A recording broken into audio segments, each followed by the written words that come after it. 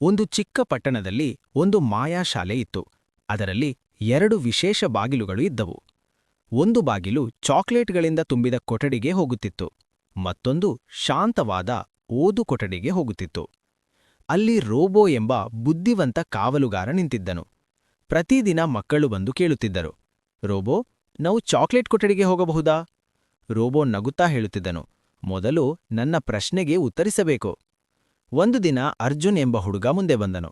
Robo ಕೇಳಿದ, 2+2 ಎಷ್ಟು? ಅರ್ಜುನ್ ತಕ್ಷಣ ಉತ್ತರಿಸಿದ, 4. ರೋಬೋನ ಕಣ್ಣುಗಳು ಹೊಳೆಯಿತು. ಇಫ್ ನಿನ್ನ ಉತ್ತರ ಸರಿಯಾಗಿದ್ದರೆ ನೀನು ಚಾಕ್ಲೇಟ್ ಕೊಠಡಿಗೆ ಹೋಗಬಹುದು. ಚಾಕ್ಲೇಟ್ ಬಾಗಿಲು ತೆರೆಯಿತು. ಅರ್ಜುನ್ ಸಂತೋಷದಿಂದ ಒಳಗೆ ಓಡಿದನು. ಮುಂದೆ ಮೀನಾ ಎಂಬ ಹುಡುಗಿ ಬಂದಳು. ರೋಬೋ ಅದೇ ಪ್ರಶ್ನೆಯನ್ನು ಕೇಳಿದ. ಅವಳು ಹೇಳಿದಳು, 5. ರೋಬೋ ಮೃದುವಾಗಿ ಹೇಳಿದ, ಎಲ್ಸ್, ನೀನು ಓದು ಕೊಠಡಿಗೆ ಹೋಗಿ ಇನ್ನಷ್ಟು ಕಲಿಯಬೇಕು. ಓದು ಕೊಠಡಿ ಬಾಗಿಲು ತೆರೆಯಿತು. ಮೀನಾ ಚೆನ್ನಾಗಿ ಓದಿ ಮುಂದಿನ ದಿನ ಮತ್ತೆ ಬಂದಳು.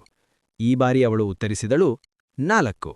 ರೋಬೋ ಮತ್ತೆ ನಗುತ್ತಾ ಹೇಳಿದ, ಇಫ್ ಸರಿಯಾದರೆ ಚಾಕ್ಲೇಟ್ ಕೊಠಡಿ. ಮೀನಾ ಸಂತೋಷದಿಂದ ಕುಣಿದಳು.